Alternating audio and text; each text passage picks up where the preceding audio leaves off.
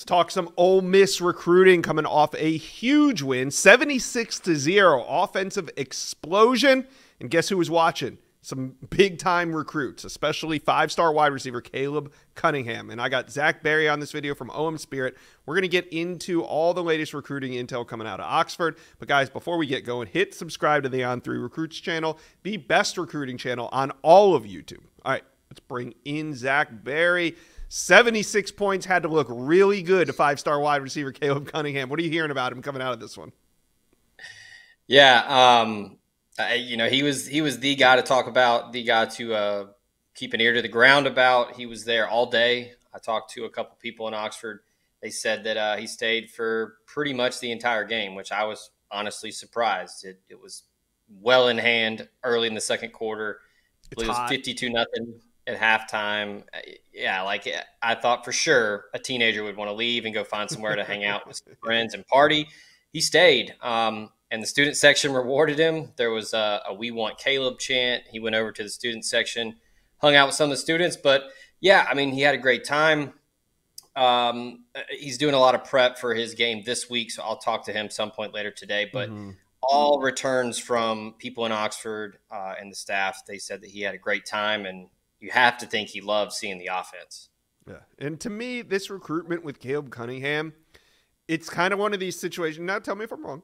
It's kind of one of these situations where Ole Miss is just going to have to keep chopping wood, keep getting them on campus. None of these visits mean anything in singular, you know, when you look at it just at one visit. But when you take a step back, I think when we get to December and you say, oh, wow, Caleb Cunningham's been to 4 games at Ole Miss this season, you know, and then I think at the end is where they have their shot to flip him. Is that how you read his recruitment? I think so. Throughout this whole process, when I talked to Chad, our own Chad Simmons, when I talked to Steve Wiltfong, I mean, everybody says the same thing. And then other coaches around Mississippi and other people in the industry, they're like, man, the kid is honest.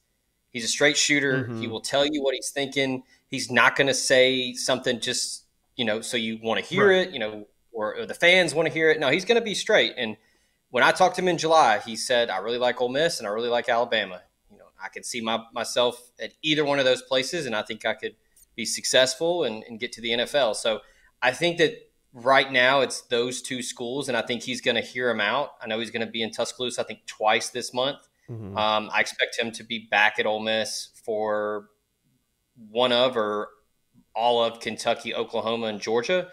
And he's going to make a decision on signing day, you know. And that's not I don't want people to take that as, you know, oh, well, it's a toss-up. It's 50-50. No, he's very clear about Alabama and his affinity for that program and Kalen DeBoer. He's still committed, but like kids do now, where you got to keep your options open because you never know what's going to happen with coaching changes, with whatever. He's not going to close the door. And Lane Kiffin and them they've got something holding that door open. I mean, they got a foot there. They've got a door stopper. I mean, they're trying to do whatever they can. You know, Josh, I had someone ask me, you know, do you think Kiffin threw the ball as much because Caleb was there? I don't think so, but it certainly doesn't hurt that you have 529 passing yards. You know, I think it was the first SEC team to have 70-plus point outputs in consecutive openers. Most points in a game in the AP poll era for Ole Miss. So it couldn't have gone any better. I know recruits don't really look at wins and losses a lot, but I think the proof of concept is big for Caleb Cunningham for looking at Alabama and Ole Miss and kind of how he fits. Now, the next prospect we're going to talk about, I think it's in a little different situation than Caleb Cunningham. Ladarian Clarity, he's a DB out of Pensacola, Florida, 4-star DB. He was going to make his decision at the end of summer. He pushed that back to September 21. Ladarian Clarity now, it seems like a different situation. It seems like with Clarity, Ole Miss just needs to close here, right? They're the team to beat heading into the September 21 decision date. I think so. Every time I talk to Ladarian, he has nothing but good things to say about Ole Miss. He lights up when he talks about the program. I think it was big for him on the official visit. His parents and his brother came with him. They loved everything about the atmosphere, the tight-knit staff, the family vibes. I think that was big for them. They said it was hands down the best OB that they had been on. Yeah. And I think that's big for Ladarian, the family atmosphere and everybody being really close. I think that's big for him. And he moved it back. I think it's twofold. I think he wants to take more visits, just, kind of one more time. I know he'll probably go to Florida State, probably go to Washington. He's going to do these last couple visits to just, dot all the I's and cross the T's. But I do think Ole Miss is the favorite. And I expect, as of right now, I think Ole Miss will eventually get him in 20 days when he announces. Yeah, I agree with that. All right, one more prospect we got to hit on. Number 1 offensive tackle from the 2026 class, 5-star Jackson Cantwell. He visited this weekend. Big-time priority for the Ole Miss staff? Absolutely. 5-star, of course. But he's got some really good relationships already with people on staff. And, look, it's going to be tough because everybody wants the 5-star, and he's going to see everybody. He's going to, Nebraska, Missouri, all of the big programs, the Alabamas, the Ohio States, the Oregons, all of those. But he's very open to Ole Miss. When I talked to him earlier this summer, he said that he could sense some momentum shifting around the program, and he expects some big things. So I think that's big for him, is to, a guy of his caliber. It's not anything, negative towards Ole Miss or anything like that. But, he's a big time name, and he's going to have big time offers, and people are going to come after him. But, he said when I talked to him today, he was like, man, I think the score kind of spoke for itself. And, he likes the way the offensive line looked. They dominated.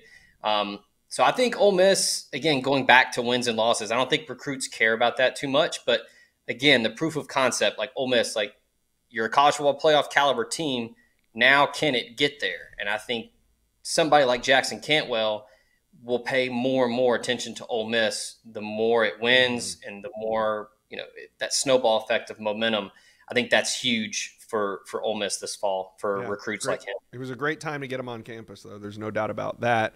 Let's talk about Mason Dunn. He is a cornerback, a real nice-looking cornerback, 6'2.5", 180 pounds, out of the state of Mississippi, and he committed in early May.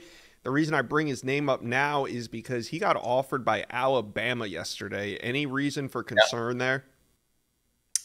It's early. I would say probably not, but it's Alabama, and that's a big name for kids in Mississippi. Yeah, and I talked to his coach earlier. He hadn't spoken to Mason since he received the offer. Mason's not a big talker. He keeps to himself. He's pretty quiet, but I think Ole Miss is going to be fine here just because of that. We saw it earlier, at the end of August with Chicago Mills Night. Ole Miss was first in line there. They found him. They offered him first. That connection with the staff paid off when everybody else came calling.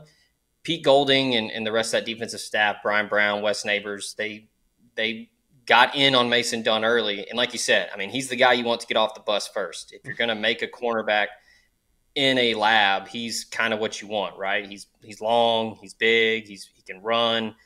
I think right now it's a little early because he just got the offer, but I like Ole Miss's chances. He's really close. He's right down the road in Tupelo, and I think Pete Golding is going to do what he can to keep a hold of him.